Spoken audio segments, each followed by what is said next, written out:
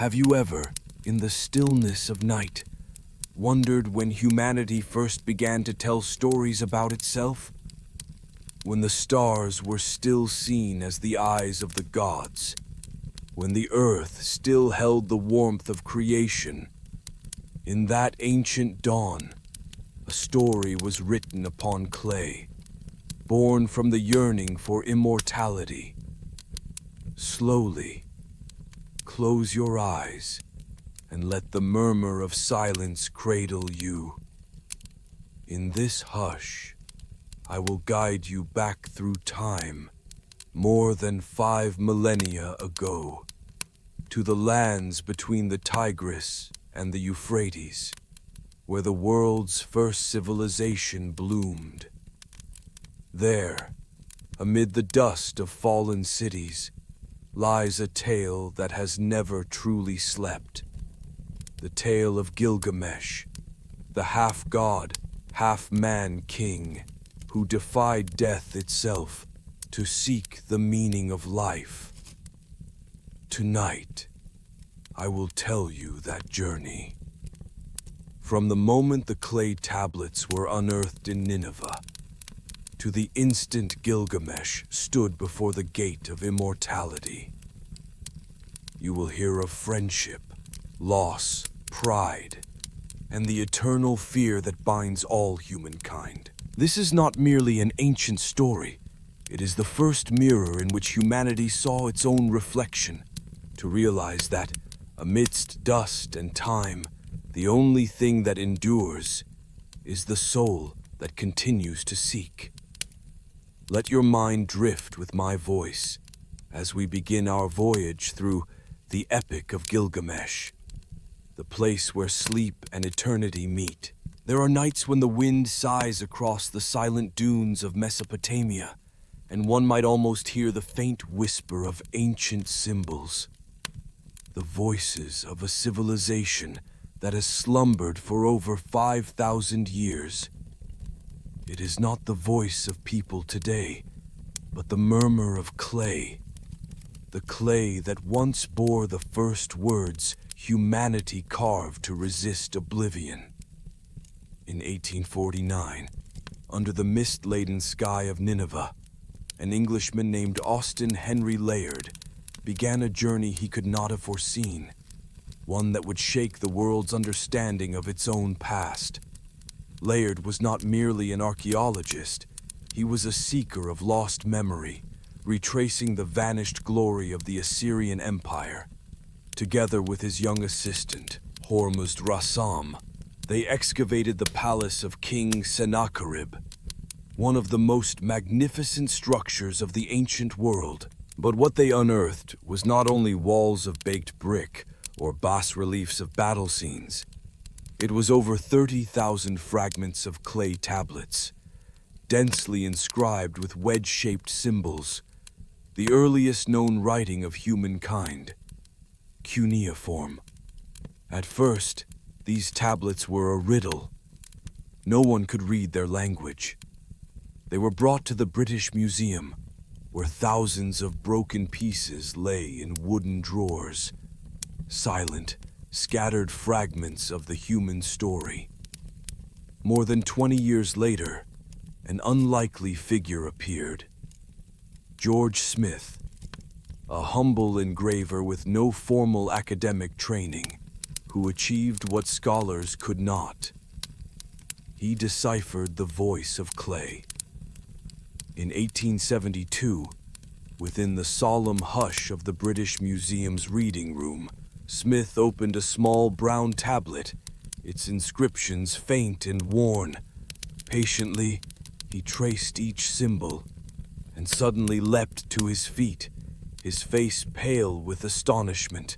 The words spoke of a great flood, of a vast ship, of a man chosen by the gods to survive a deluge that destroyed the world, a tale eerily similar to Noah's Ark, yet far older by thousands of years.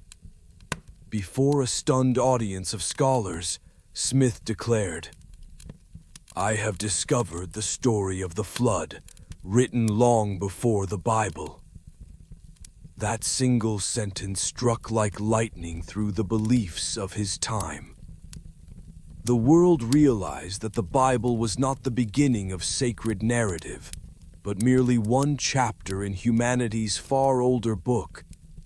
And from those ancient tablets emerged a masterpiece, the Epic of Gilgamesh. The Epic of Gilgamesh, regarded as the first written story in human history, is more than legend. It is a mirror reflecting the soul of antiquity.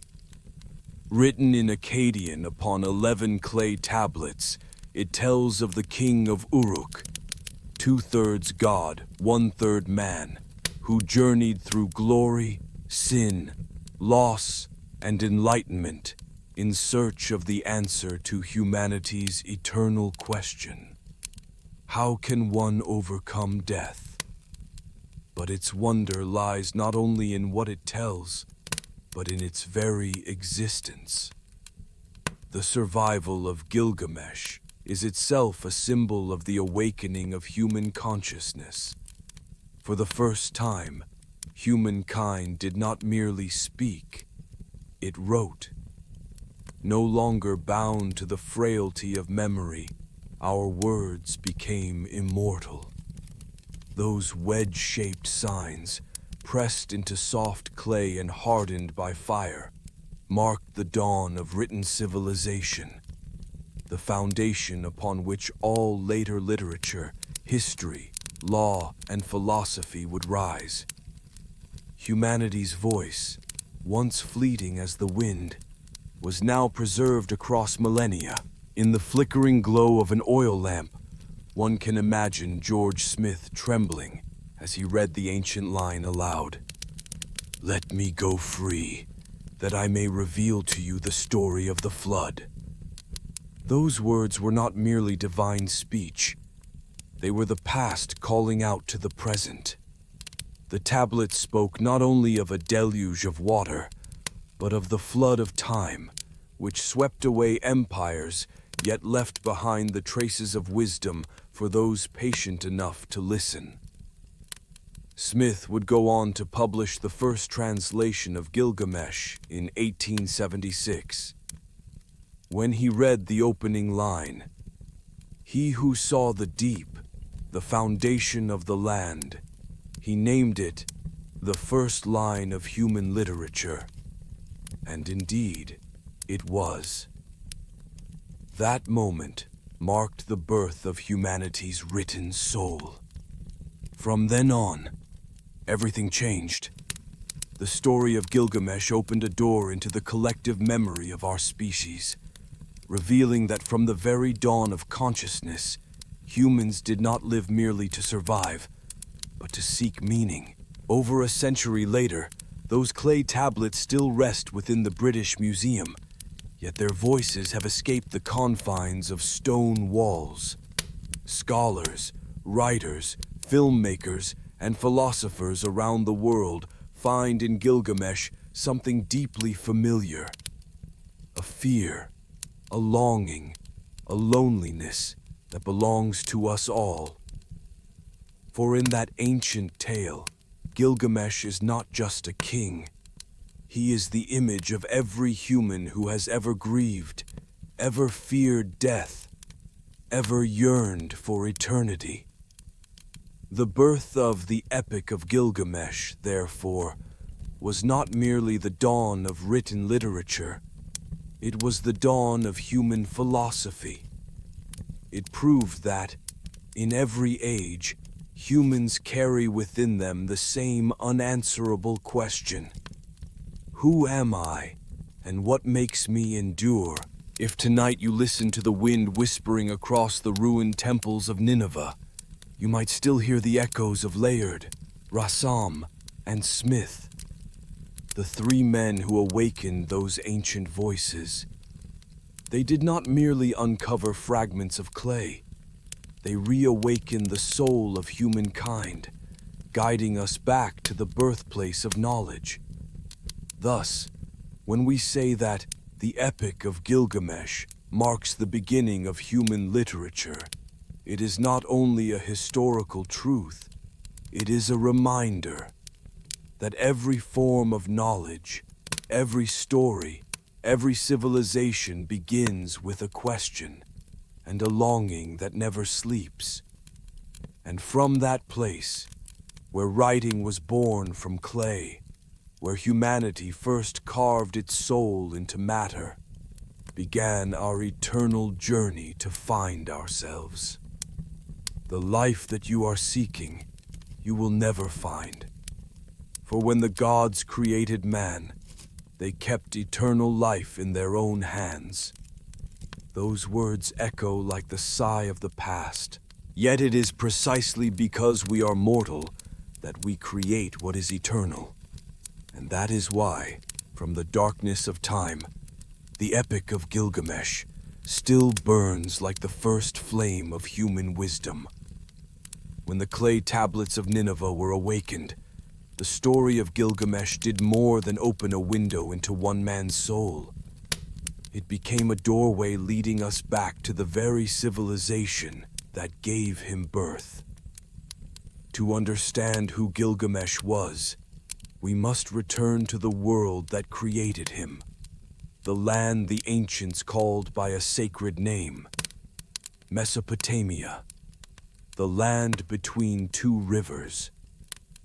Those rivers, Tigris and Euphrates, flowed side by side across a vast expanse where water met sand, where the sun poured its golden fire upon cracked earth, and where humanity first learned to inscribe its name upon clay to defy the silence of oblivion. Mesopotamia was never an easy land to inhabit. It was a world of extremes, scorching summers, bitter winters, and floods that could sweep away all in an instant. Yet it was within this harshness that humankind learned to master nature. They dug canals, built dikes, and guided the waters, transforming chaos into fertile fields. The rivers brought silt, and from that silt civilization itself took root, the first of all human civilizations.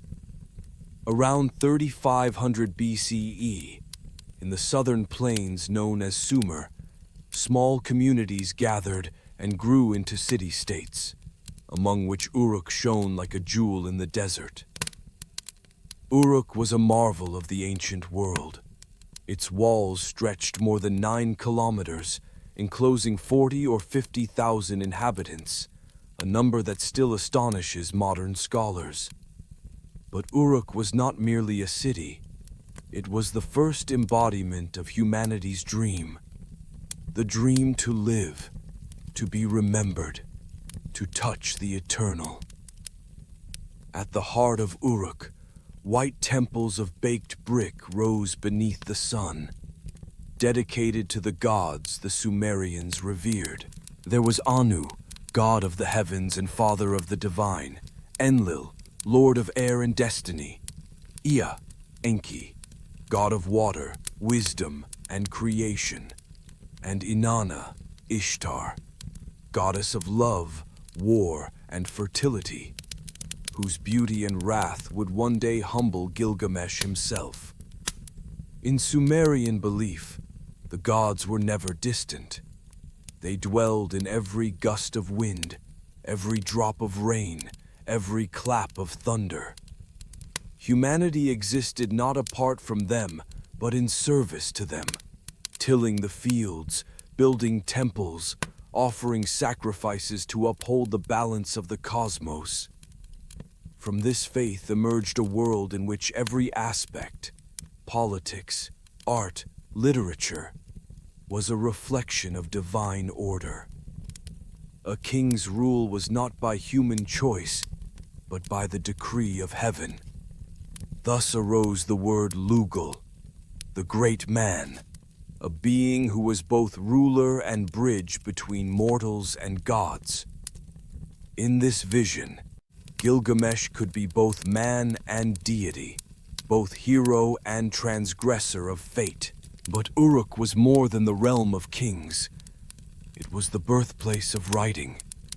When harvests needed record, when goods demanded tally, when memory could no longer hold the weight of time, humans began to write.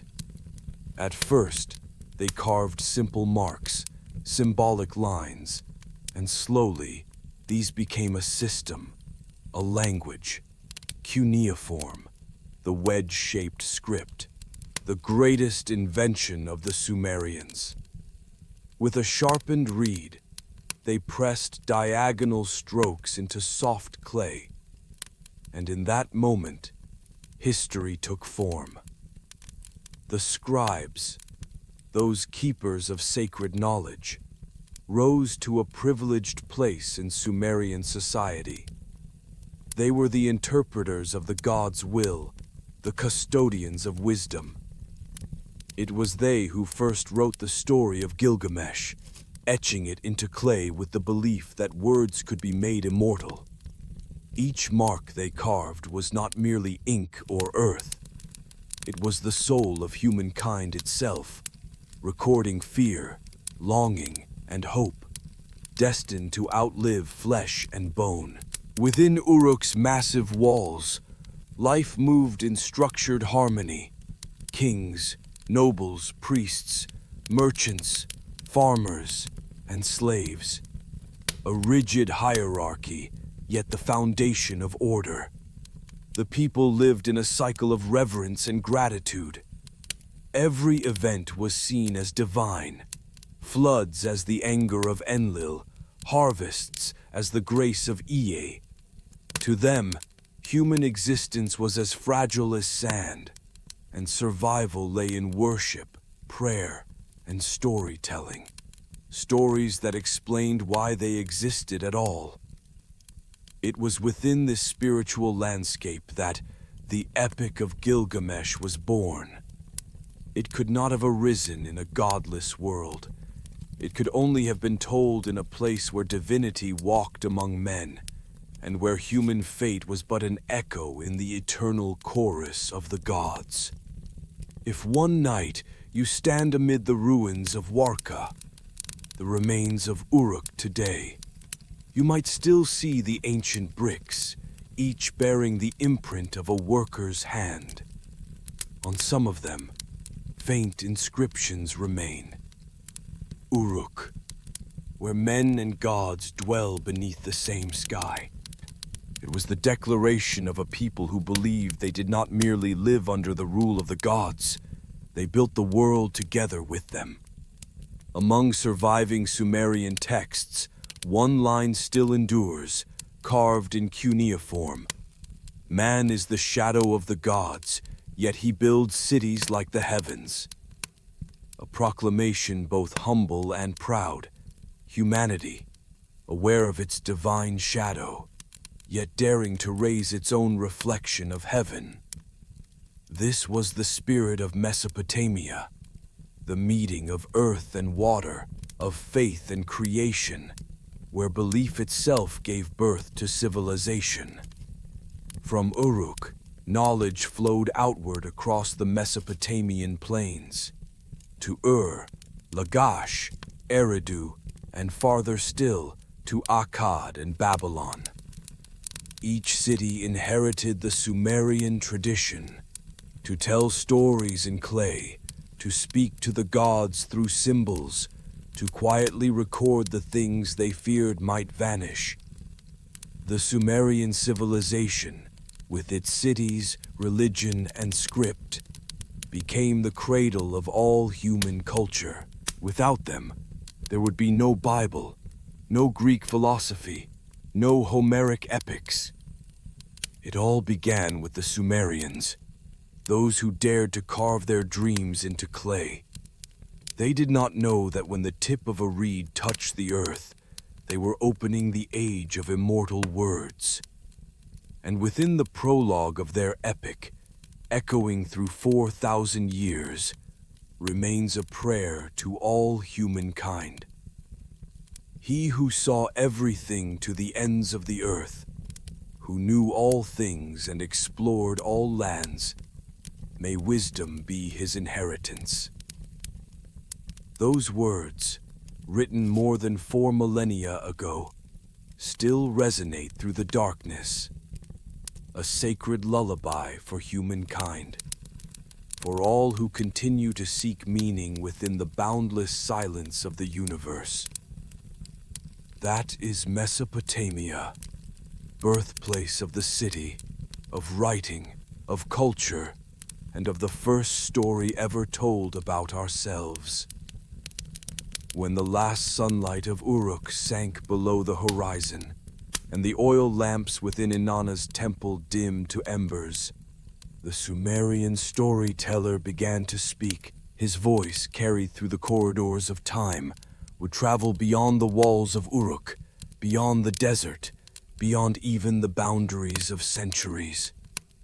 For to understand why the Epic of Gilgamesh became the first literary text in human history, we must follow the journey of language itself. From the raw songs of Sumer, through the refined hands of Akkad in Babylon, until it became an immortal epic. After the city-states of Sumer reached their height, humankind began to tell stories to remember, to sing in order to endure. The tales of the King of Uruk, Gilgamesh, were passed down by generations, sung at ceremonies, whispered beside evening fires. At first, they were only fragments of verse, scattered memories of a people learning to speak of themselves. Around 2100 BCE, in the Sumerian cities of Nippur, Ur, and Uruk, scribes, those who could read and write the cuneiform script, began to inscribe those poems on clay. 5 independent tales of Gilgamesh have been found. Gilgamesh and Huwawa, recounting his battle with the monster of the Cedar Forest. Gilgamesh and the Bull of Heaven, telling of the wrath of the goddess Inanna. And the death of Gilgamesh, describing the king's passing and his soul's descent to the underworld. These stories were not yet a unified epic, merely a constellation of myths, yet within them burned the primal soul of humanity, fear, pride, and the yearning for eternal life. The Sumerians did not know they were laying the foundations of world literature. They simply wished to preserve their voices, so that when the clay hardened, memory would no longer drift away with the desert wind. Time moved on. Sumer faded. Its cities fell silent beneath the sand. But its spirit did not die. It transformed into its heirs, the Akkadians. They were not destroyers, but retellers. Translators of Sumer's sacred words into their own tongue. The Akkadians rewrote the old Sumerian stories, expanding and weaving them together, adding prologues, dialogues, and philosophical depth. Through this act of renewal, something extraordinary occurred. The scattered tales began to flow as one, forming a continuous journey of the soul. Gilgamesh changed. He was no longer just a king who slew monsters. He became a man searching for the meaning of his mortality. The Akkadians breathed philosophy into myth, elevating it from legend into a profound meditation on existence. Then came the Babylonians. Around the 13th century BCE, they inherited Akkad's legacy, copying and refining the tales. Yet it was not until the 7th century BCE, under King Ashurbanipal, that the work achieved its complete form. 11 tablets, sometimes with a 12th describing Enkidu's afterlife. The editor of this final version, the scholar Sin Leki Unini, is one of the rare ancient authors whose name survives upon clay. He was not merely a scribe. He was an editor, a philosopher, and perhaps the first psychologist in human history. By uniting the Sumerian fragments, adding dreams, introspection, and dialogue, Sinleki Unini transformed Gilgamesh into a grand epic of the human condition. In the Babylonian version, the Epic of Gilgamesh does more than tell a story. It explores the inner world. Each tablet is a stage in a spiritual odyssey, from power and pride, through friendship and loss, into the fear of death, and finally toward awakening. In this vision, Gilgamesh is no longer merely King of Uruk, but King of all humanity, the one who asks, "Shall I die too? Am I not like Enkidu?" That question has echoed across 4,000 years, beyond religions and empires, still unanswered.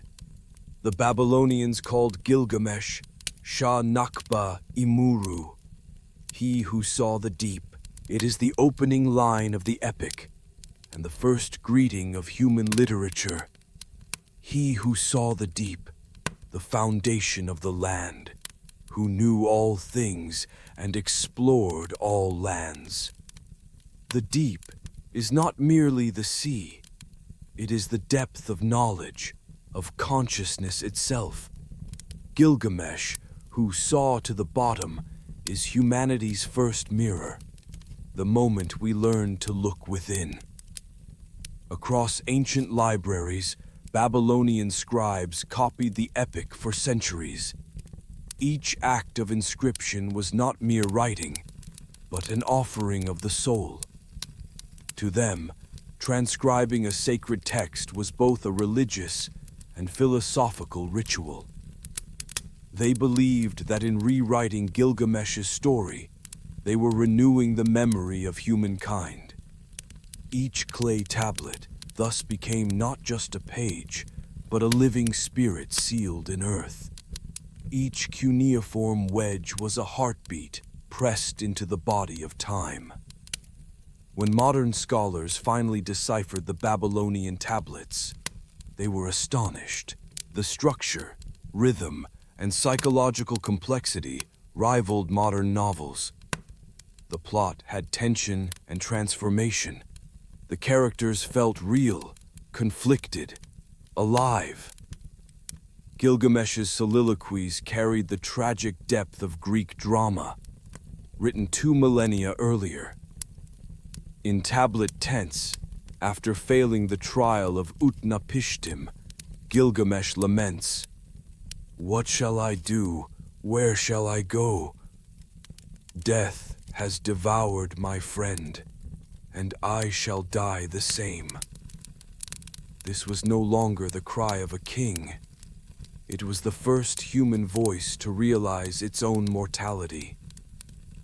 Through millennia, the Epic of Gilgamesh became the seed of all literature. From it grew the archetype of the hero tested by fate, seen later in Odysseus, Achilles, Moses, and Christ. Yet Gilgamesh's greatest gift to humanity was this revelation. Literature was not born to deny death, but to sanctify it. Only the gods live forever under the sun. As for mankind, numbered are their days. Those simple words transformed the meaning of art forever. From that moment, to write was to exist. When Sinleki Unini placed the final tablet upon his table, he could not have known he had just completed the first literary masterpiece in human history. Nor could he have foreseen that thousands of years later, those same tablets would be unearthed by George Smith, stunning the modern world. From the hands of Sumerian scribes, through Akkad to Babylon, the tale of one king became the story of all humankind. Gilgamesh does not live only in clay. He lives in every word, every question, every solitude ever written. He who saw everything to the ends of the earth, who knew all things and explored all lands, may his story never die. And so it is. From the dust of ancient Mesopotamia, the Epic of Gilgamesh has crossed time, religion, and death itself, becoming the first inscription of the human soul upon the universe. As though the echo of clay had not yet faded, when the story of the Epic of Gilgamesh was finally inscribed, humanity began to ask itself, was this king merely a symbol, or had he truly walked upon the earth? From the cuneiform tablets, still carrying the scent of ancient Babylonian soil, archaeologists lifted their gaze toward Uruk. And there, amid the silent dust of what is now Warka, they realized Gilgamesh did not live only in myth. He once existed as flesh and blood. The oldest record bearing his name lies in the Sumerian king list, an administrative text carved into clay around 2100 BCE. Within it appears a humble yet fateful line. After the kingship descended from heaven, the kingship was in Eridu, then in Uruk. Gilgamesh, whose father was a divine being, ruled for 126 years. That line marks the first faint border between history and legend. According to the record, Gilgamesh was the fifth king of Uruk, reigning around 2700 BCE, son of King Lugalbanda and the goddess Ninsun, called in the texts the wild cow Ninsun, symbol of wisdom and sanctity. Thus, Gilgamesh bore within him two inheritances, 1/3 mortal, 2/3 divine. Archaeological discoveries at Uruk, modern Warka, Iraq, in the 20th century confirmed parts of these ancient claims.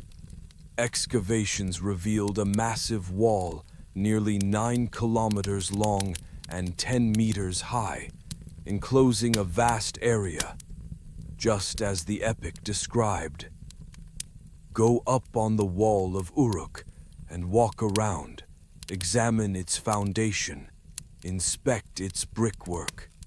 Is not its core made of kiln-fired brick?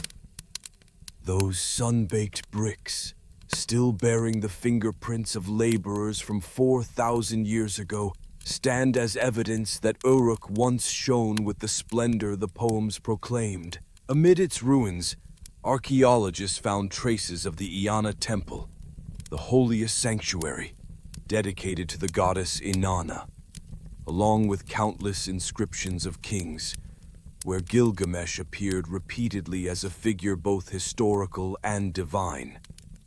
Perhaps, in the beginning, he was simply a brilliant ruler, one who expanded Uruk's borders, fortified its walls, and made it a symbol of southern Mesopotamian power.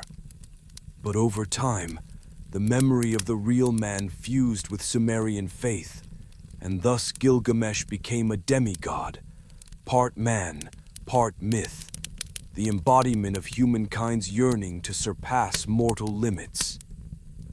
That duality is what made his name immortal. Not his conquests, but his contradiction. Mortal yet sacred, powerful yet alone, full of life yet haunted by death. In the epic, Gilgamesh does not appear as a wise and gentle king. He begins as a tyrant. The Babylonian narrator writes, "His arrogance has no bounds by day or night. No son is left with his father, for Gilgamesh takes them all, yet the king should be a shepherd to his people." Uruk feared its own ruler. He forced his citizens to labor endlessly upon his walls, claimed brides on their wedding nights by right of first possession, and placed himself above all law. Desperate, the people cried to the gods, "Let him be equal to his stormy heart. Let them contend, so Uruk may rest." From their prayer, the goddess Aruru shaped Enkidu from wild clay, a creature born of the earth, made to oppose and ultimately to befriend Gilgamesh. From that moment, the king of history crossed into the realm of myth.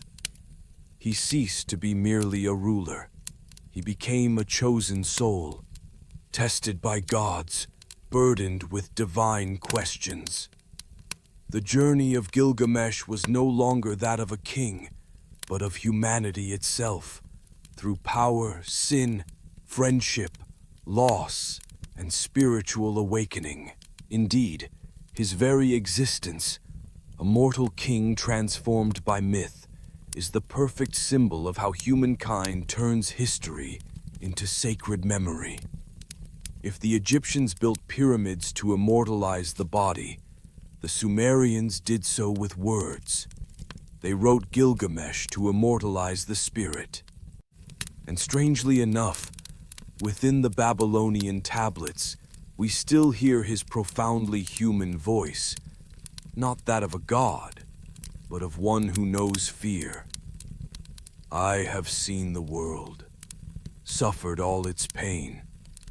I have faced the terror of the deep. Shall I too not die like Enkidu? It is the cry of a being who has crossed the threshold between divinity and humanity, only to discover that immortality does not reside in the flesh, but in what one leaves behind. When Gilgamesh returns to Uruk, he stands before the walls his own hands built and says, "This is the wall of Uruk, which no king will ever equal. Climb its stairway, examine its foundations, touch the bricks, feel their permanence." These simple yet radiant lines, filled with the calm of enlightenment, have led scholars to call the Epic of Gilgamesh the first meditation text in human history. A king who passed through power, friendship, death, and finally awakening, realizing that the only eternity lies in wisdom and in the works of humankind. Today, as archaeologists walk upon the burning sands of Warka, the walls of Uruk still endure, fallen yet unforgotten. Beneath the cracked earth, fragments of brick still bear the name Gilgamesh. No one knows where his true tomb lies, yet a record from the reign of King Shulgi, around 2000 BCE, tells the great Gilgamesh was laid to rest beneath the bed of the river, his tomb sealed by the waters forever. That tale has led many to believe his body was buried beneath the Euphrates as a ritual, returning flesh to earth and spirit to the gods. Whether true or not, the image remains profoundly symbolic, the seeker of immortality lying forever within the river that birthed civilization. 4,700 years have passed. Empires have vanished, their names erased. But Gilgamesh remains, not as a king, but as the first mirror in which humanity saw its own mortality. He is the awakened one in the darkness, the man who understood that death is my portion. And for that very reason, humankind builds, writes, remembers, and carves its name into eternity. O Gilgamesh, where are you roaming? The life you seek you will never find. For when the gods created man, they kept eternal life in their own hands. Yet within that divine refusal, Gilgamesh triumphed. For though he never found eternal life, he created a legacy that lives forever in the memory of humankind. In the stillness of night, beneath the same Mesopotamian stars, one might still hear his echo, the king who turned clay into soul, fear into knowledge, and death itself into a doorway to eternity. When the walls of Uruk stood proud and unyielding, when the bricks bearing Gilgamesh's name had become the very emblem of glory, it seemed that his kingdom would endure in peace beneath the hand of an invincible king. But deep within the heart of power, something else had begun to grow, a pride that surpassed the limits of men. And so, the hero of Uruk, the one chosen by the gods to rule, became the nightmare of the very city he had built.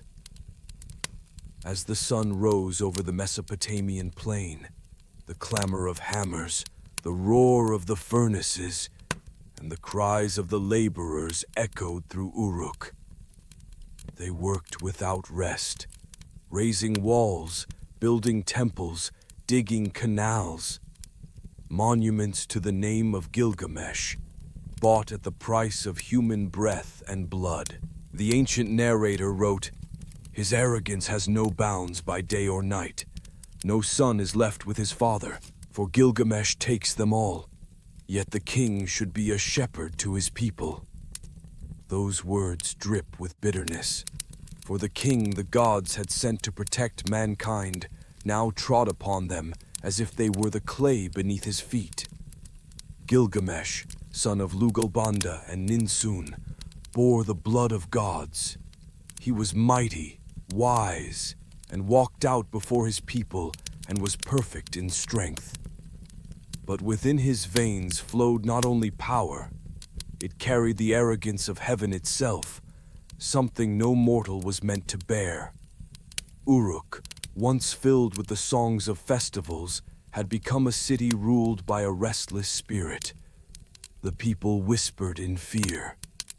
"He takes the son from his father, the girl from her mother, the bride from her husband." No one resisted. No one dared to breathe too loudly. For before them stood a being not entirely man, yet not fully God, one beyond judgment. Yet even the smallest cries rise to the heavens. The people of Uruk lifted their trembling hands to the throne of Anu, Father of the sky, the highest among the divine. They knelt and pleaded, "Great Anu, Gilgamesh leaves no son to his father. Day and night his arrogance grows without bound. Let him meet his equal, that Uruk may find peace." It was the first prayer humanity ever uttered against the very ruler it once worshipped. And in the silence of heaven, Anu heard. From his celestial seat, Anu gazed down upon Uruk, its walls gleaming under the sun, yet within its heart lay only fear. He turned to Aruru, the goddess of creation, who had shaped humankind from the first clay. Anu spoke. "You created mankind. Now create his equal. Let him be equal to his stormy heart. Let them contend, that Uruk may find peace." Aruru listened in silence. She knew that to heal the soul of one born half-divine, she must create his reflection, a mirror of his own essence. And so, in the wilderness, she gathered a handful of clay, mixed it with the waters of the river, and whispered ancient words of power. From the breath of the wind and the pulse of the earth, her divine hands shaped the form of a man, fierce, raw, and pure. When the breeze kissed the clay, Enkidu was born. Enkidu was the child of nature, belonging neither to city nor to temple. He lived among the beasts, grazing with the gazelles, drinking beside the herds at the river's edge. No human tongue had taught him speech, but he understood the voices of the wind, the wolf, the sheep. He was the perfect reflection of Gilgamesh, one born of wilderness, the other trapped within the chains of power. And as Aruru watched from above, she smiled, for the threads of fate had begun to move. One man proud and lonely, one pure and unknowing. And when they met, Uruk would never be the same. Meanwhile, Gilgamesh continued to rule as though he were a god. He called himself the shepherd of his people, but had forgotten that a shepherd's duty is to protect the flock, not drive it to its knees. Loneliness began to creep into his heart. No one dared challenge him. No one dared speak the truth. He had everything, yet no one who understood him. The old texts say that Gilgamesh no longer slept. At night, he walked the walls of Uruk, gazing upon the silent houses, listening to the distant cries of children, unaware that he was waiting for Enkidu, the friend the gods had shaped to save his soul. But until they met, Uruk remained in torment. Under the pale moonlight, the people whispered of their king, born of the gods, but stripped of compassion. A mother warned her son, "When the king passes, lower your head. Do not meet his eyes." A father whispered to his daughter, "Stay indoors tonight, for the king weds." The whole city lived in quiet terror, as if cursed by the divine. And amid the murmurs and prayers, one sound echoed above all, the dull thud of clay against clay, as the weary citizens continued to build the walls, the temples, and the monuments of a glory that no longer belonged to them. This was the darkest age of Uruk, and the first turning point of the Epic of Gilgamesh. For in that darkness, something wondrous was about to occur, a meeting that would change the course of human history. The tyrant king was about to find his one true companion, and from that friendship would begin his journey to rediscover his soul. Even the gods, it seemed, understood. No force of might can ever tame the human heart. Only friendship and compassion can bring the greatest of rulers to bow before his own humanity. If you listen closely, in the night wind over Mesopotamia, you can still hear the plea of the people of Uruk. Let him meet his equal, that Uruk may find peace. And from that single prayer, the destiny of humankind began to change. For when the gods created Enkidu, they did not merely save Uruk. They saved themselves through the redemption of man. That night, Uruk slept in fear. Upon the high walls, torches flickered like the weary breaths of restless spirits. Beneath the earth, the people lay silent in their clay brick homes, none daring to speak a word. In the distance, hammers still rang through the darkness, as though human hands were never permitted to rest. And above, the gods looked down in silence. The prayers of Uruk's people had risen to the heavens. "Great Anu," they cried, "Gilgamesh leaves no son to his father. Let him meet his equal, that Uruk may find peace." And in the stillness of the divine realm, Anu, the king of the skies, heard the sorrow of humankind. He turned to Aruru, the goddess of creation, mother of all life, who had shaped the first man from the sacred clay of Mesopotamia.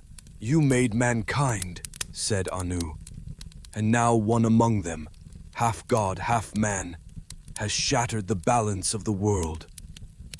Create his equal, that his pride may be tamed, and Uruk may find peace."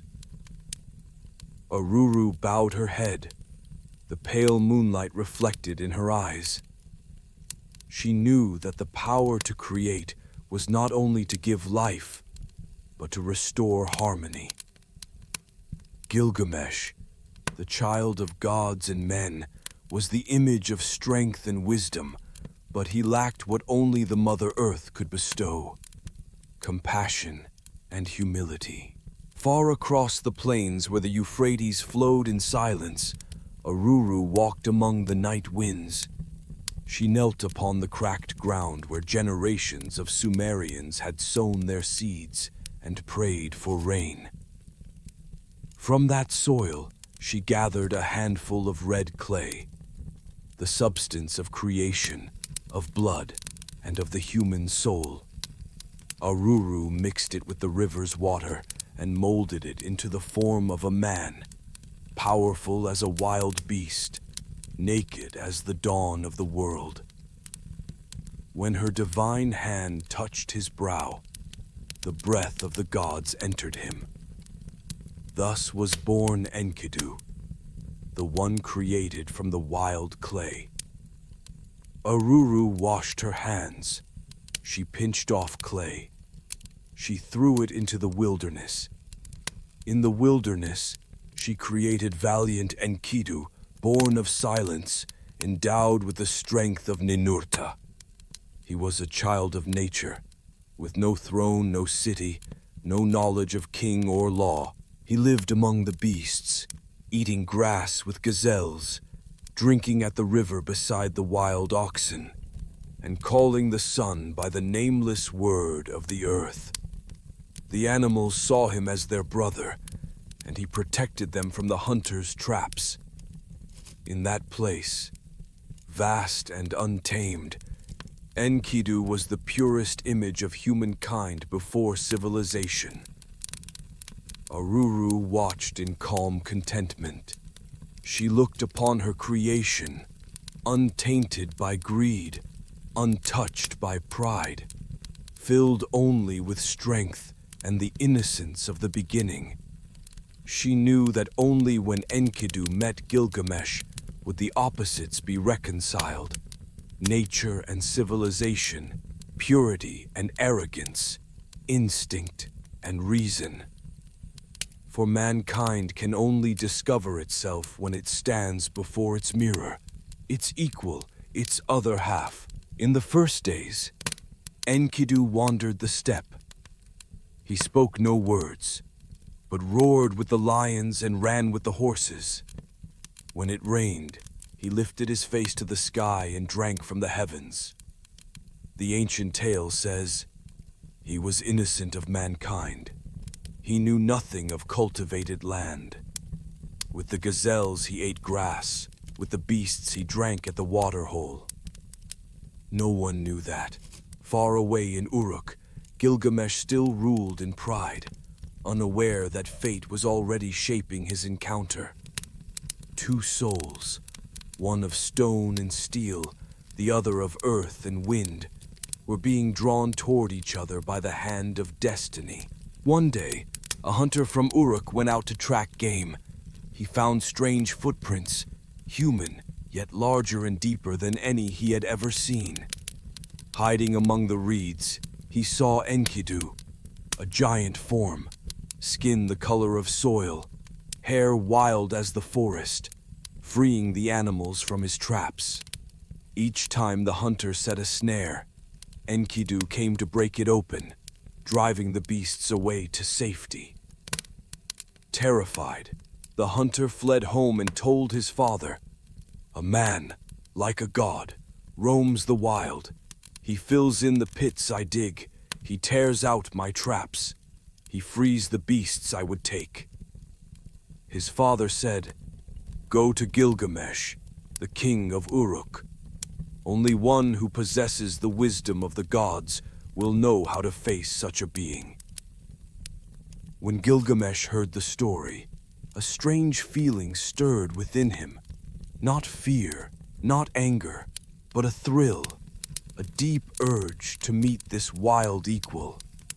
In his heart burned the spark of the divine, and the divine never rests when challenged by its reflection. The king commanded, "Go, take a woman skilled in love. Let her entice him when he comes to drink at the water hole. Then he will leave the beasts and come to me." Thus Shamhat, a priestess of the temple of Inanna, was chosen. A woman whose beauty, wisdom, and grace embodied the power of civilization. She departed from Uruk, carrying not weapons, but the soft light of humanity. Across the steppe, Enkidu again came to the watering place, the animals surrounding him. As he bent to drink, laughter drifted from afar, the sound of human voice, sweet and unfamiliar. Shamhat stepped forth, radiant beneath the open sky. Her presence shone like dawn upon the wilderness. She called to him, and Enkidu looked, for the first time in his life, upon another human being. In that instant, the world around them fell silent. From that moment on, nature began to yield to civilization. Shamhat spoke gently, her words flowing like a stream.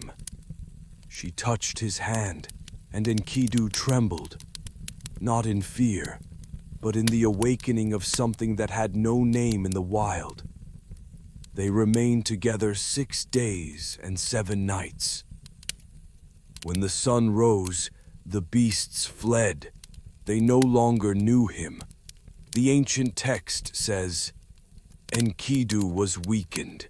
His running was not as before, but now he had reason and wide understanding."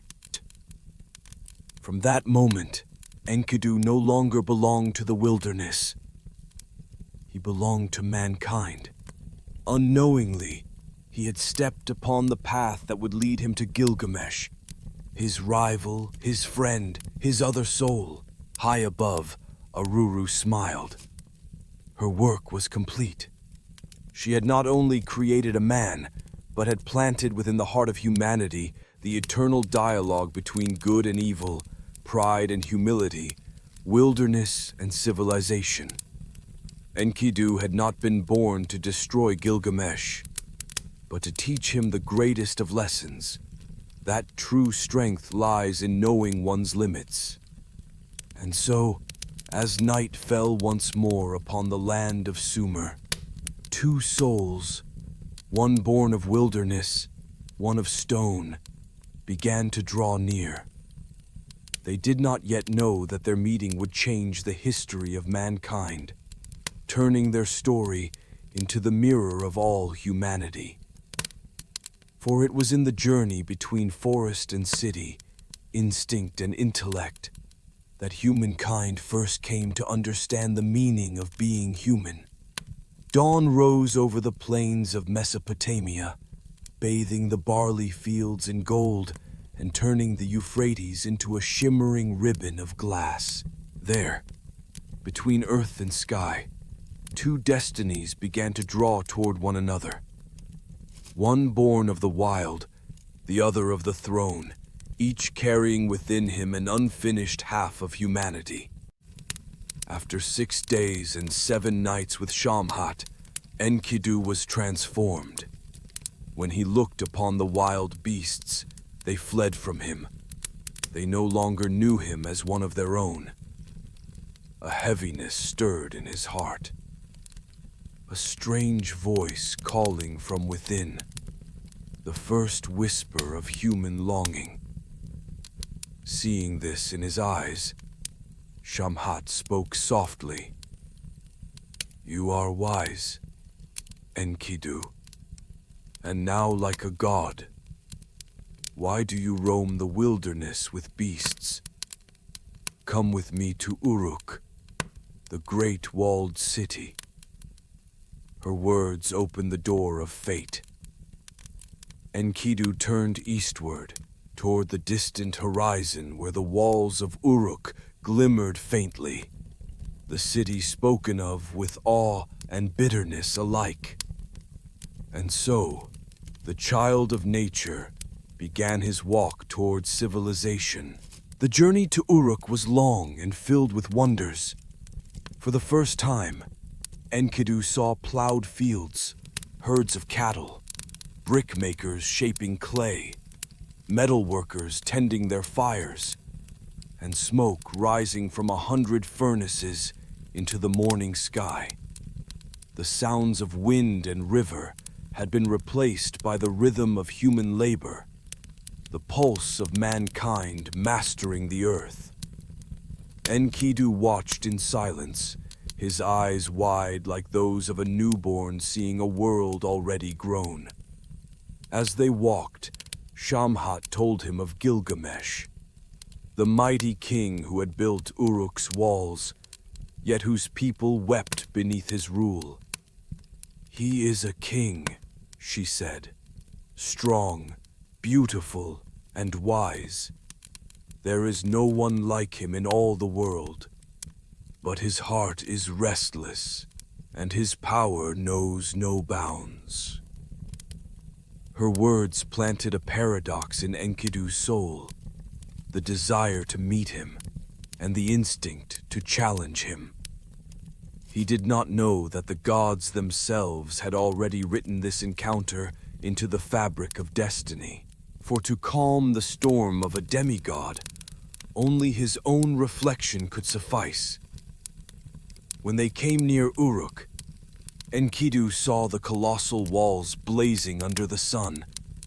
The red bricks glowed, as though mixed with the blood of the laborers who built them. He felt something sacred, yet heavy with sorrow. And as he crossed the city's gates, he understood. This was not merely the dwelling of men. It was the place where mortals dared to rival the gods. That night, Uruk celebrated a wedding. Music filled the streets, torches flared, laughter echoed through the houses. Yet behind the joy lay a shadow, the ancient rite of the first night, by which the king would claim the bride before the groom. Once a symbol of divine blessing, now twisted into an act of tyranny. The people stood silent. The bride wept. The groom lowered his head as Gilgamesh approached, radiant and proud, like the sun god himself. No one dared to stop him, until the door suddenly burst open and a towering figure stepped inside. Enkidu entered, his body caked in the dust of the wilderness, his breath still carrying the scent of the forest. He stood between the king and the bride, his eyes blazing in the torchlight. Gilgamesh froze. For the first time in his life, someone had barred his path. The two men faced one another, civilization confronting the wild, arrogance meeting purity. No word was spoken. They collided like storms. The whole city shook. Walls cracked, beams splintered, and cries filled the air. They grappled with each other. They bent the threshold with their weight. They shattered the doorposts. The walls trembled. It was not merely a fight between two men, but a struggle between the two halves of the human soul. Gilgamesh, the symbol of intellect, ambition, and power. Enkidu, the embodiment of instinct, innocence, and truth. They wrestled, striking stone and dust until neither could prevail. Then, breathless, their strength spent, Gilgamesh looked into Enkidu's eyes and saw in them an equal, a force as fierce as his own, yet free of hatred. He faltered. Enkidu paused as well, his gaze softening. Between them fell a sacred silence. Gilgamesh smiled, not the smile of victory, but of recognition. "There is no other like you in the world," he said. We are two who should be friends." And Enkidu, the child of the wild, smiled in return. No oath was spoken, yet they understood. The battle was over, and friendship had begun. By morning, Uruk was alive with wonder. The people gathered in the streets to see their king walking beside the stranger. No longer a tyrant and a subject, but two men, side by side, equals. Gilgamesh no longer looked down upon his people. He looked among them, and for the first time, something gentler than power entered his heart. Compassion. Uruk began to change. The king's decrees no longer weighed like chains. The builders sang as they worked. Brides and grooms clasped hands without trembling. Gilgamesh was still a king, but he had learned that a true ruler conquers not with force, but with understanding. The friendship of Gilgamesh and Enkidu became one of humanity's first symbols, the reconciliation of the two halves of the soul. One represented civilization, wisdom, and ambition. The other, nature, humility, and truth. No longer enemies, they became the twin arms of the same being, joined in a shared quest to seek the meaning of life and the limits of man before the gods. In the still night of Mesopotamia, the storyteller whispered, "They embraced and kissed each other. They became as brothers." Beneath the stars, two figures, one cloaked in royal robes, the other draped in animal skin, sat together upon the walls of Uruk. There was no more shouting, no more struggle, only the wind moving through their hair, and the beginning of something new for humankind. Friendship, that which even the gods cannot grant, but which only man can discover. And so, under the trembling light of Uruk's torches, the story of the two heroes began. From enemies to companions, from tyrant to man of empathy, Gilgamesh entered a new chapter of his life, the chapter of humanity. For sometimes, a single encounter is enough to change the destiny of an entire civilization. From that fateful day onward, Uruk was transformed. Under the first sunrise after the storm, two figures could be seen walking side by side along the city walls, Gilgamesh and Enkidu. No longer king and wild man, they had become brothers. They worked together, trained together, shared dreams and fears. Uruk was at peace. Yet within Gilgamesh, another fire had begun to burn. He was the child of the gods, born with the restless yearning to surpass mortal limits. His friendship with Enkidu had taught him compassion, but it also awakened in him the thirst for immortality through glory. One night, beneath a sky glittering with stars, Gilgamesh turned to his friend and said, "Shall I not die like Enkidu? Yet, if I fall, I will have made a name that endures." Thus began the great quest, a journey not for spoils, but for eternal remembrance. Gilgamesh told Enkidu of the Cedar Forest, the legendary land far to the west, where the god Enlil had planted towering cedars that reached the heavens and set Humbaba, an ancient monster, as its guardian. Cedar wood was sacred, reserved for temples of the gods and thrones of kings. None were allowed to touch it, for the forest marked the border between the mortal and the divine. But Gilgamesh felt no fear. Within him, courage and divine pride surged like a tempest. "I will cut down the cedar," he declared. I will establish eternal fame for myself." Enkidu recoiled.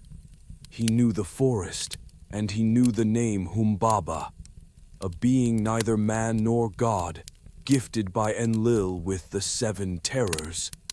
His every step could shake the mountains. "Oh, Gilgamesh," Enkidu pleaded, "do not cross into the sacred realm. Humbaba is the breath of storms, the terror of all living things. None who face him return alive." But Gilgamesh only smiled. "Were we not born to face destiny? If I fail, my name shall be remembered for 1,000 years. If I triumph, Uruk will share in my immortality." Enkidu fell silent. He knew his friend could not be stopped. At last, he took Gilgamesh's hand and said quietly, "If you go, then I will go with you." The next morning, they went to the temple of Shamash, the sun god, to seek his blessing. Gilgamesh knelt before the blazing altar and prayed, "O Shamash, hear me. I have resolved to cut down the cedar. Let me enter the forest and face Humbaba. Grant me your protection." The flame upon the altar flickered, a sign of divine assent. The old storytellers say, the sun god accepted his prayer and sent the winds to guide him. And so, the 2 brothers set forth. They crossed endless deserts, forded rivers, and climbed mountains, traveling for days beneath the searing sun. At night, they lay side by side beneath the stars. Gilgamesh said, "Enkidu, I dreamed the mountain fell upon me, yet a hand reached out and lifted me. Perhaps Shamash walks beside us." Enkidu answered, "That is a good omen. But remember, Humbaba is not a mere beast. He is the command of the gods. Strike him if you must, but never forget reverence." In their dreams, courage and fear intertwined like threads in the tapestry of fate. At last, they stood before the Cedar Forest.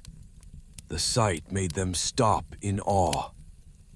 The trees soared into the clouds, their trunks breathing out the fragrance of sacred incense. Each breeze carried the pulse of the earth, and sunlight filtered through the canopy like the pillars of a temple. Enkidu trembled. "This is the breath of the gods. Be careful, Gilgamesh. If we err, their wrath will never be quenched." But Gilgamesh stepped forward, raising his axe. "Forward! Let us leave behind cowardice and fear." The first blow fell, and the universe seemed to shudder. From deep within the forest came a roar like thunder. The ground quaked, trees swayed, and the air turned to storm. Humbaba appeared, a giant towering as high as a mountain, his breath fire and smoke, his eyes blazing like twin suns. "Who comes to my forest? Who dares to cut down the sacred cedar?" Gilgamesh gripped his axe. Enkidu raised his sword. The battle between man and God had begun. Humbaba unleashed tempests. Lightning split the sky. The cedars groaned and fell. But Shamash sent 13 winds to aid the heroes. The winds wrapped around Humbaba, binding him in a raging vortex. He fell to his knees, crying out, "O Gilgamesh, you are young. Spare me, and I will serve you as your loyal guardian." Gilgamesh hesitated. In Humbaba's eyes, he saw not a monster, but a creature that knew fear. Yet Enkidu said, "He is the hand of Enlil. If you spare him, he will rise again to destroy us. Strike now, before the god's wrath turns against you." Gilgamesh lifted his gaze to the heavens. The light of Shamash flickered above. In that moment, pride conquered mercy. He swung his axe. Humbaba fell, and his blood soaked the sacred earth. Together they struck him down. They cut off his head and offered it to the sun god. The forest grew silent once more, but it was no longer holy. Enkidu sat trembling, whispering, "I hear the gods weeping in the wind." Gilgamesh answered wearily, "We have done a mighty deed." Yet deep inside, both men knew they had broken the balance of the world. They cut the cedar logs and carried them back to Uruk, the most fragrant and precious wood, believed to be the spine of the universe. The people rejoiced, hailing them as heroes. Gilgamesh stood proud, and Enkidu remained silent. That night, in his dreams, Enkidu heard the thunderous voice of Enlil, god of earth and wind. "You have slain the guardian I appointed. You have disturbed the harmony of creation." The anger of the gods had begun to stir. From glory, a shadow was rising. And so, when dawn broke over the walls of Uruk, Gilgamesh and Enkidu returned amid the cheers of the people. But behind their triumph, fate had shifted. For in the realm of the gods, no victory comes without a price. The Cedar Forest lay still, yet the spirits whispered through the wind. "You have cut the cedar, you have killed the guardian, and the wrath of heaven will follow you." Thus began the turning of Gilgamesh's journey, from the pursuit of immortality through conquest to the path of loss and awakening. For only by touching the fury of the gods can man ever truly understand his place in the universe. After the victory in the Cedar Forest, the sound of Gilgamesh's axe fell silent, yet its echo carried across the heavens and the earth. Uruk rejoiced. Masons, scribes, and farmers all spoke of the two heroes, the men who had ventured into the forbidden realm of the gods and returned in triumph. On the city walls, artisans carved their likeness in stone. Gilgamesh and Enkidu, weapons raised high, with the severed head of Humbaba beneath their feet. The old storyteller said, "Their fame spread like the sunrise over the mountains." But glory, for humankind, is a double-edged blade. Where victory blooms, pride follows. And pride is the one sin the gods never forgive. The tale reached the ears of Ishtar, daughter of Anu, goddess of love, beauty, war, and desire, the queen of heaven and earth, worshipped by both Sumerians and Akkadians. From her throne of lapis on the heights of the temple Iana, she looked down upon Uruk, where sunlight flashed upon the armor of Gilgamesh. A strange fire stirred within her, half longing, half challenge. "Come, Gilgamesh," she whispered to herself. "Be thou my husband, grant me thy fruit." Descending from her heavenly abode, Ishtar appeared amid the incense and drums of the temple. The people fell prostrate, but Gilgamesh stood, his eyes unbowed. Ishtar advanced toward him, her voice flowing like desert wind laced with perfume. "Come to me, Gilgamesh, Be my bridegroom. Grant me your fruits of love. You shall be my husband, and I shall be your wife." She promised him divine power, treasures of gold and silver, and a throne among the gods. "Kings and princes shall bow before you," she said.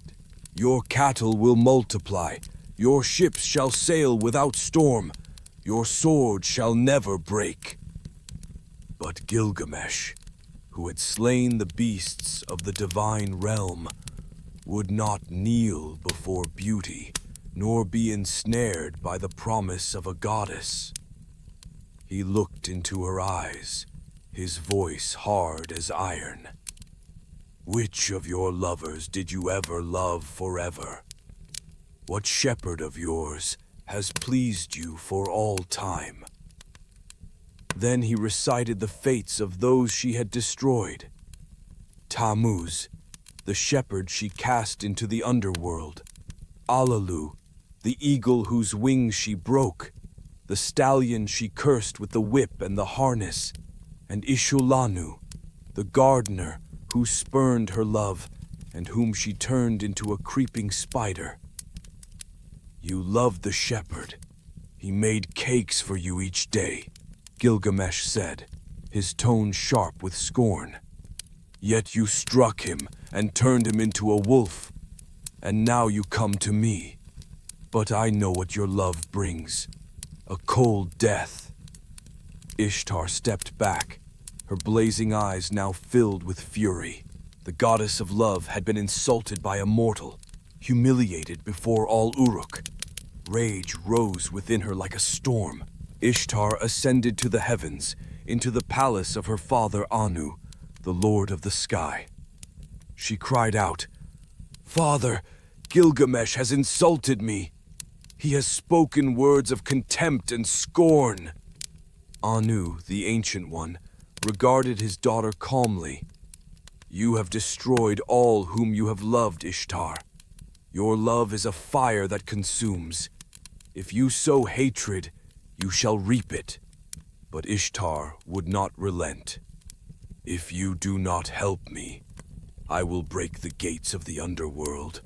I will let the dead rise and devour the living." Anu fell silent, for he knew she spoke the truth. At last he sighed and said, "Go then, Ishtar. Send down the bull of heaven to punish the arrogance of Gilgamesh." From the heights of the firmament, the bull of heaven descended. A colossal creature born of thunder and desert wind, its eyes aflame, its hooves tearing the earth asunder. As it trod upon Uruk, the ground shook, and the Euphrates swelled in rage. With every breath it slew hundreds. The soil cracked open, and waters burst from the wells. The people screamed for help. Gilgamesh drew his sword. Enkidu raised his spear. They looked at each other. No words, only understanding. This time, they would fight not for glory, but for the life of Uruk itself. The bull bellowed and charged, its breath scorching the air. Enkidu darted aside, seizing its tail, while Gilgamesh leapt onto its back and drove his blade deep into its neck. The battle raged, shaking heaven and earth. They struck at the bull of heaven. They killed it and offered its heart to Shamash. When the bull fell, Uruk erupted in cheers. But above them, Ishtar screamed, her hair whipping like fire in the wind. "Woe to me! The bull of heaven you have slain!" Enkidu tore off one of the bull's legs and hurled it at her, laughing. "If I could reach you, I would do the same to you." Ishtar shrieked and fled to the temple of Eanna, summoning the wailing of her priestesses. Dark clouds rolled across the sky, a sign of the gathering wrath of the gods. Gilgamesh and Enkidu stood upon the walls of Uruk, gazing down at the lifeless monster. They did not speak. They believed they had triumphed. But they did not see that the line between mortal and divine had been erased. The glory of today was the curse of tomorrow. For to slay the bull of heaven was to strike at the heavens themselves, and the gods would not forgive. That night, Enkidu dreamed. He saw the gods gathered before the throne of Enlil, and a voice thundered amid lightning. They have killed the bull of heaven. They have slain Humbaba. Let one of them die. When he awoke, sweat covered his body. He knew his time was near. Above Mesopotamia, the sky was silent, but the wind carried the scent of ashes and tears. Gilgamesh did not yet know it, but the triumph of this day was the beginning of his deepest sorrow. For only through the loss of his friend would he come to understand what death truly meant, and why mankind could never be gods. The ancient storyteller ended this song with a lament. Glory and sorrow walk hand in hand, for the heart that seeks the heavens must also taste the dust of the earth. Uruk still shone with light, but within Gilgamesh, a shadow had begun to grow. The wind swept through Uruk, carrying with it the scent of blood and ashes. Upon the high walls, Gilgamesh and Enkidu still stood, watching the sunset burn crimson across the waters of the Euphrates. Beneath them lay the carcass of the bull of heaven, vast and terrible. The people hailed them as heroes, the men who had slain the monsters of the gods. But far above, in the silent realm where clouds dared not reach, the gods themselves were filled with wrath.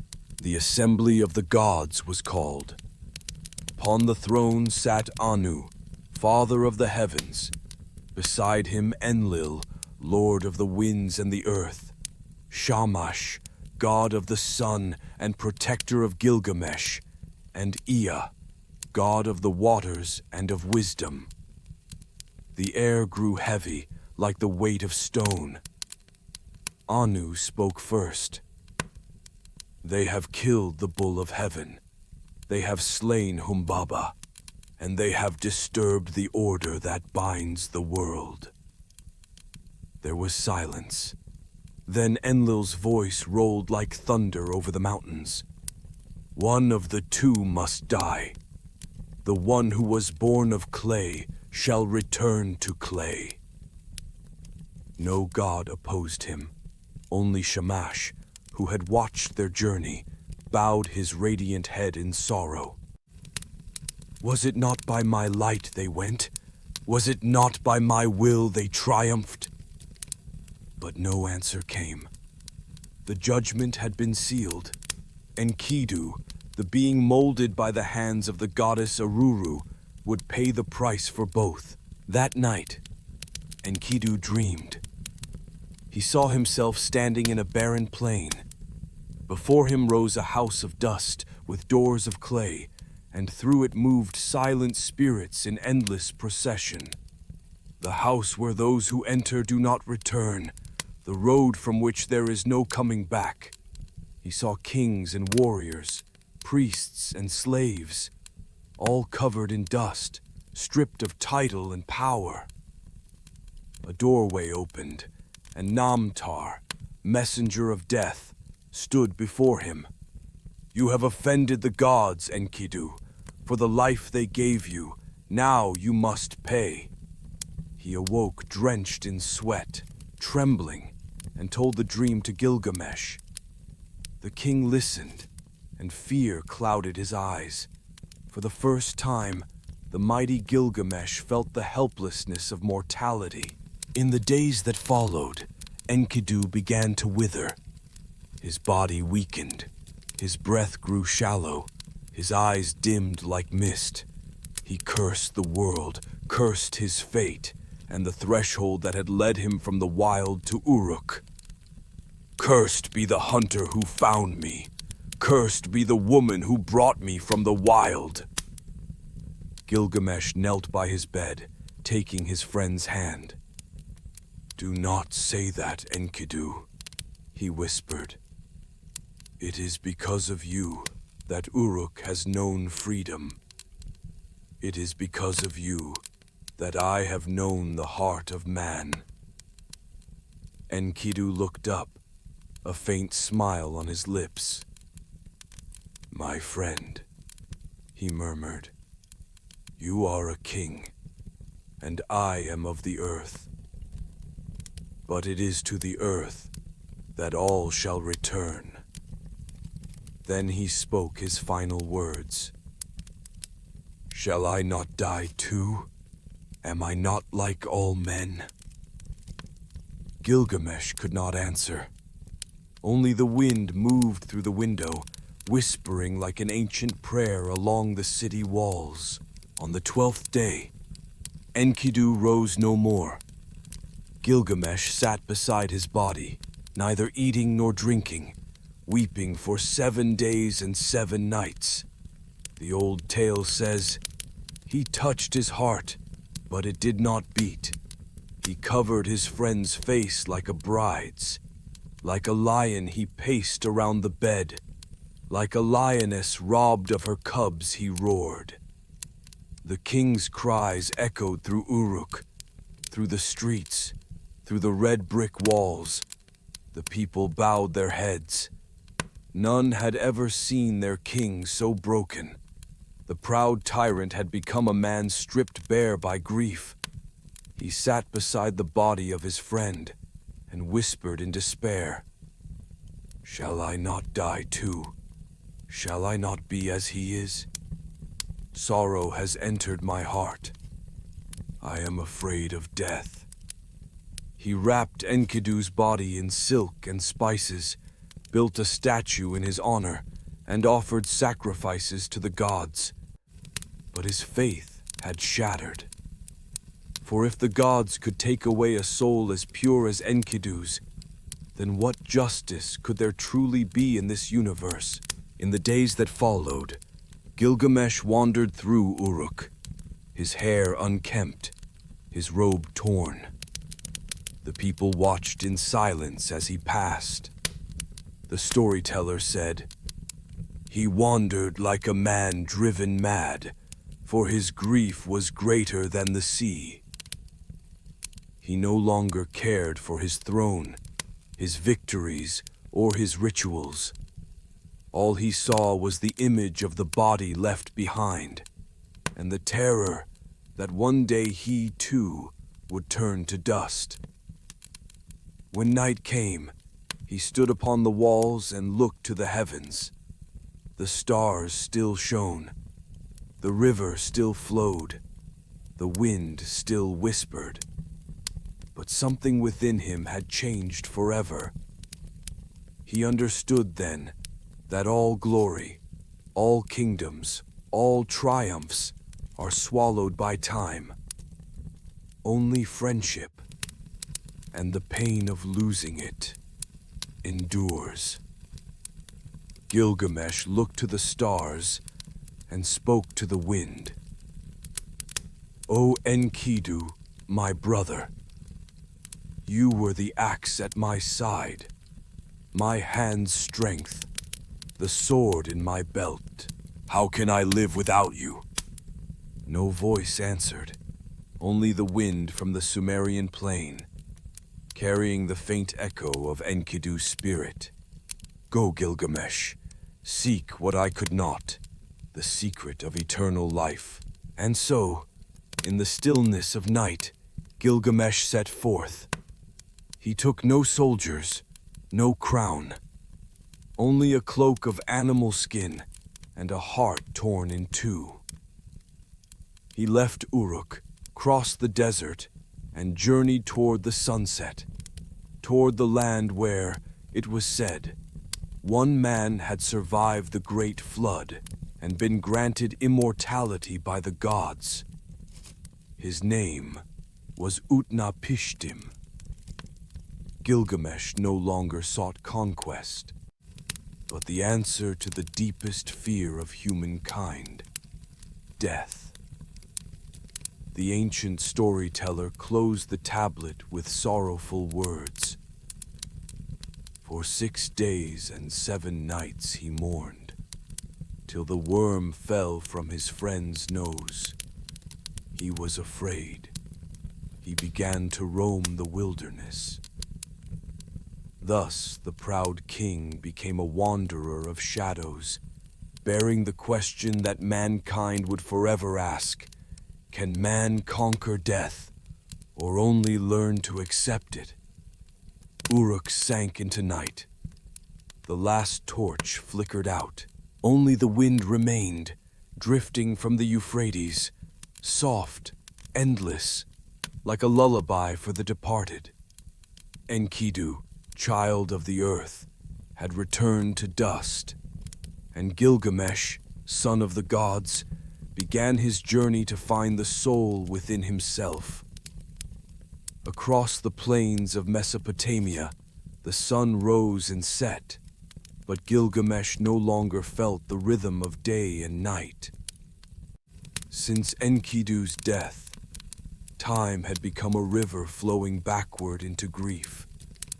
Each morning he awoke in silence, gazing at the cracked earth beneath his feet, and asking, "Why do the gods give life, only to make men die?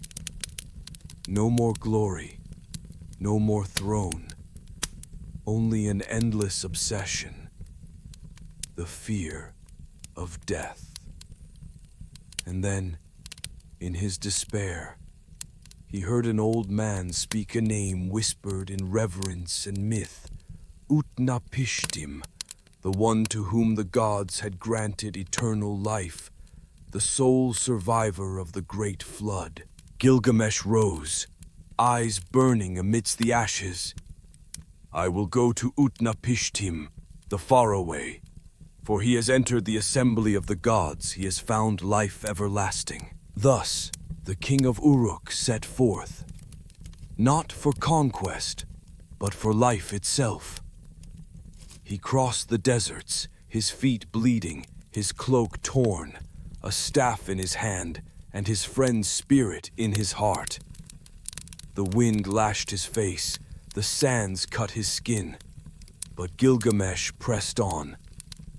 "I will not stop," he said, "until I learn why men must die." His path led him to the twin mountains of Mashu, where the gates of the sun were guarded by the scorpion people, half man, half god, with eyes like lightning and voices like thunder. When he approached, they raised their spears, lightning flashing in their gaze. "No mortal born of woman has ever come this way," said the male scorpion. "The path through the mountain is 12 leagues of darkness. Even the sun itself passes here, but once each day." Gilgamesh did not retreat. His voice was weary but resolute. "I have lost my friend. I fear death and seek life." The scorpion looked to his wife, and she nodded softly. "Let him pass. The god's road is not for men, but perhaps his heart is greater than his fear." Gilgamesh entered the tunnel. 12 leagues of perfect darkness. No light, no breath, only the echo of his footsteps in the void. He walked without knowing day or night, guided only by the beating of his heart, a rhythm whispering, "Go on." And then, light. He emerged into a radiant garden, unlike any on earth. Trees with trunks of crystal, leaves of emerald, blossoms of ruby, and fruit of sapphire. On the riverbank stood Siduri, the divine woman who tended the wine house of the gods. When she saw him, she bolted her door in fear. "Who are you, stranger?" she cried. With hollow cheeks, and eyes burning with despair. Gilgamesh answered, "I am Gilgamesh, King of Uruk. I have come from far away to find Utnapishtim, for I will not die as my friend Enkidu did." Siduri shook her head. "You will never find the life you seek. When the gods created man, they allotted him death, but life they kept in their own hands." Then she offered him gentle counsel. "Fill your belly, day and night be merry. Dance and be glad. Cherish the child who holds your hand, for this too is the lot of man." But Gilgamesh would not be turned back. He asked her where he might find Urshanabi, the boatman who could ferry him across the waters of death, the boundary between life and immortality. Siduri pointed westward, where the sun sank into mist. Gilgamesh found Urshanabi among strange stone beings who guarded his boat. In his grief and fear, Gilgamesh struck them down, not knowing their purpose. The ferryman was furious, but when he heard the king's tale of friendship, of death, of despair, he grew solemn. "You have destroyed the only ones who could help us cross," Urshanabi said. "Now you must cut poles, 300 in number, and row yourself across the waters of death." Gilgamesh obeyed. He cut the poles, loaded the vessel, and together they pushed off into a sea, black and still as glass. There were no waves, no wind, only the reflection of a sky without stars. "Touch not the water, Gilgamesh," warned Urshanabi, "for the very touch of it is death." They rowed for 6 days and 7 nights, through silence and shadow. On the 7th day, a distant shore appeared, and upon it stood a man with hair white as foam and eyes calm as still water. It was Utnapishtim the faraway, the immortal one. Gilgamesh fell to his knees. "O Utnapishtim, I have come from far away. My friend is dead, and I too shall die. Tell me, how can I escape death?" Utnapishtim looked upon him and smiled sadly. "There is no permanence. Do we build a house to stand forever? Do brothers divide an inheritance to last for all time?" Then he told the tale of the great flood, the cataclysm that had swept away mankind. He spoke of how Ea, god of wisdom and water, had warned him to build a vast boat, carrying all living things and the seeds of life. The storm raged 6 days and 7 nights. When the 7th day dawned, the flood subsided. All mankind had turned to clay. When the waters withdrew, the vessel came to rest upon Mount Nisir. He released a dove, then a swallow, then a raven, and the raven did not return, for it had found dry land. When he made his offering, the gods gathered around like flies, sorrowful for what they had done.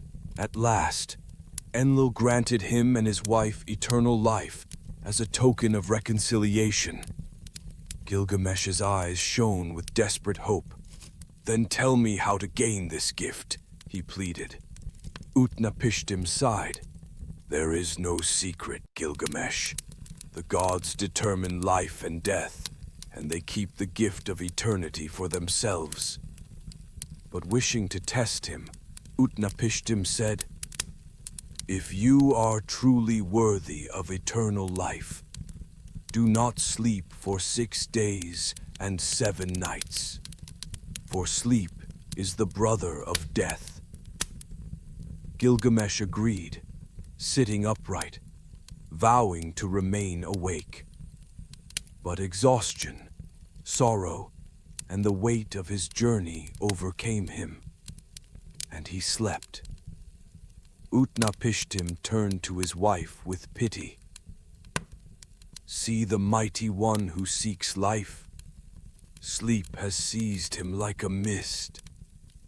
7 days passed. Each day, Utnapishtim's wife baked a loaf of bread and placed it beside him, the first hard as stone, the last still warm, to mark the passing of time. When Gilgamesh awoke, he protested.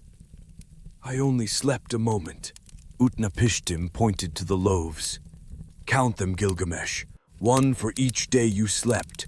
You could not conquer even sleep. How then will you conquer death?" Gilgamesh's heart broke. He fell to his knees, whispering, "Then what is left for man, if even kings must die?" Utnapishtim answered gently, "Build, love, and remember. For the walls you raise, the songs you sing, these are the life that endures." He ordered Urshanabi to return the weary king to Uruk.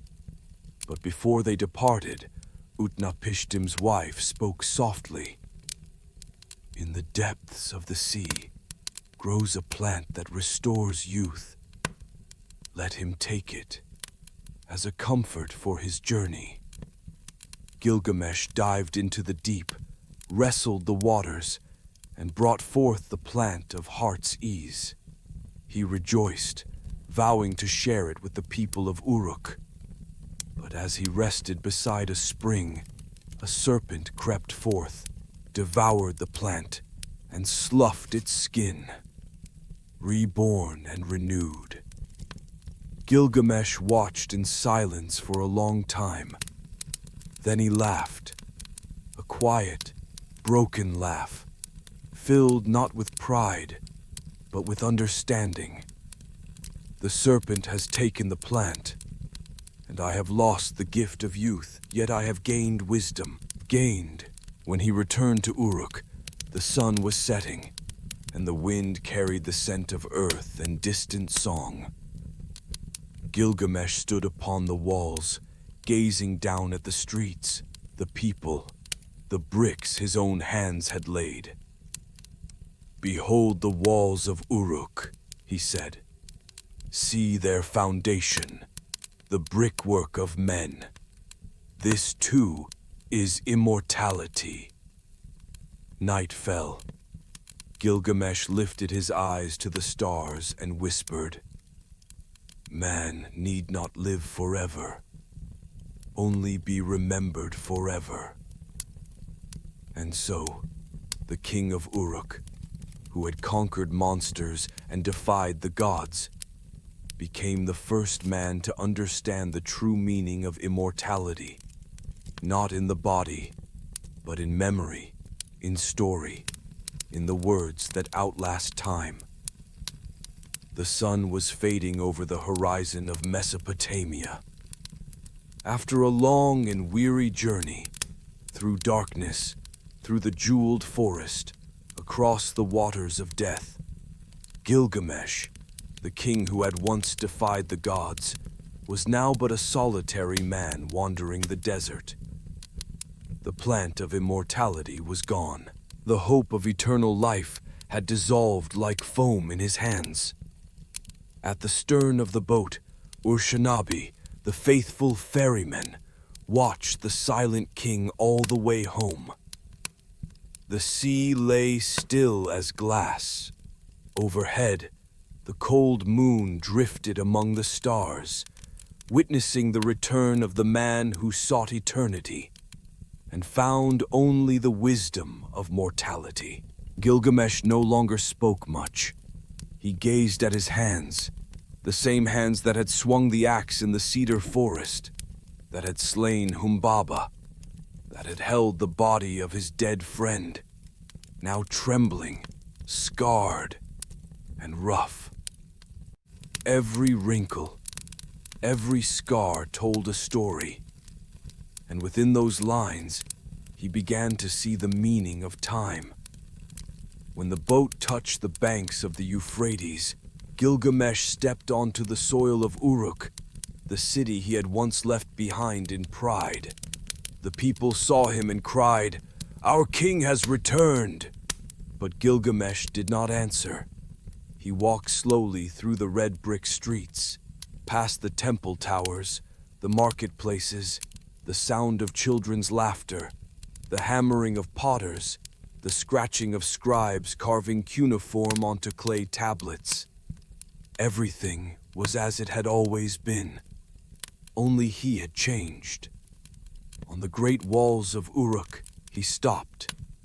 The ramparts still rose tall and proud, their bricks glowing red in the sun, each one laid by the hand of some forgotten worker. Gilgamesh placed his palm upon the wall, rough, cold, yet pulsing with life. And in that touch, he understood. This was immortality. Not the blood of the gods, not the mythical herb, but what mankind builds, passes on, and remembers. He spoke softly, as if to himself. See the wall of Uruk, the rampart gleaming with copper. See its foundation, the brickwork of men. Is not its masonry of burnt brick, and did not the 7 sages lay its foundations? He sat beside the wall, watching the people pass. Every face a story. Children played near the gate. Elders retold the tale of the 2 heroes who slew the bull of heaven. Scribes taught their pupils to carve the first letters of civilization. Uruk, the city of humankind, was alive, breathing, and reaching upward. And Gilgamesh realized the gods had shaped men from clay, but it was man himself who remade his own being through memory and wisdom. Night fell. Upon the roof of the temple Eanna, the wind carried the faint scent of cedar resin from faraway forests.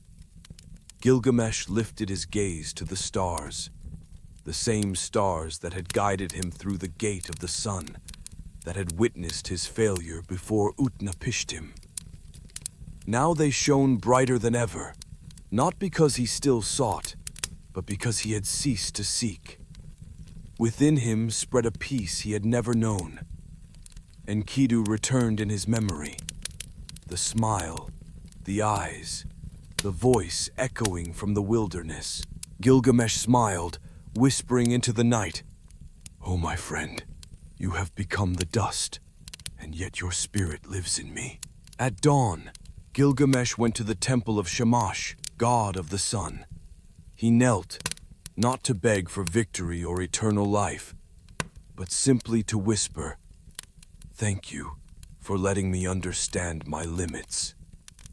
The sun god gave no reply, yet a ray of light fell through the opening above, shining upon the king's face.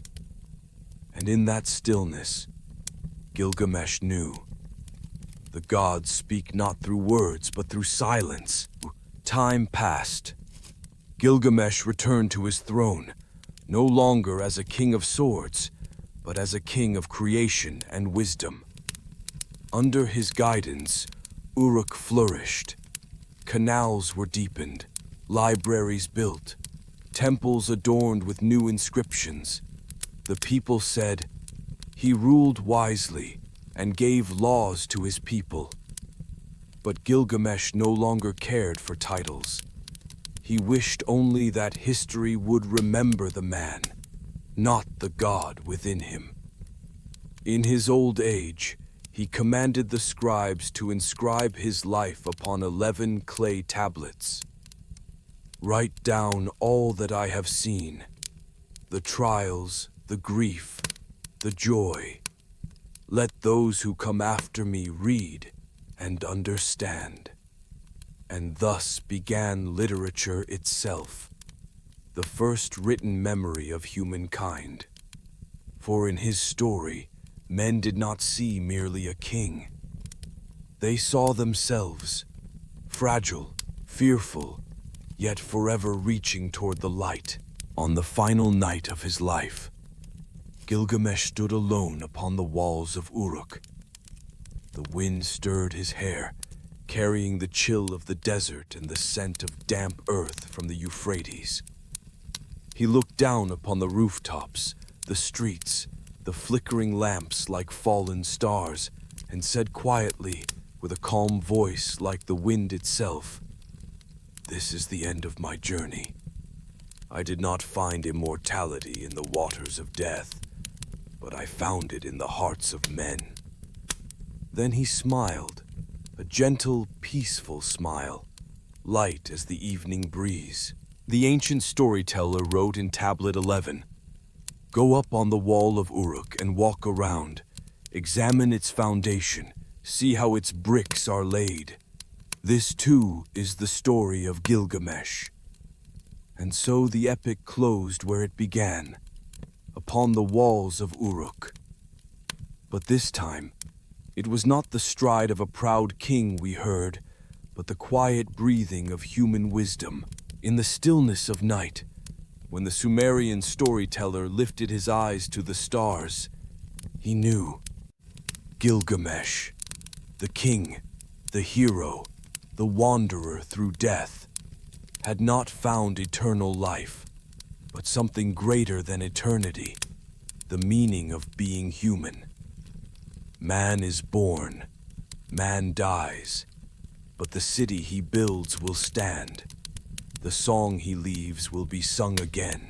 And so, from ancient Uruk, where the first bricks were laid, to this very day, when we read the wedge-shaped words etched upon clay for 4,000 years, Gilgamesh still lives, not in temples, not in flesh, but in story, in memory, in the eternal dream of humankind to transcend death.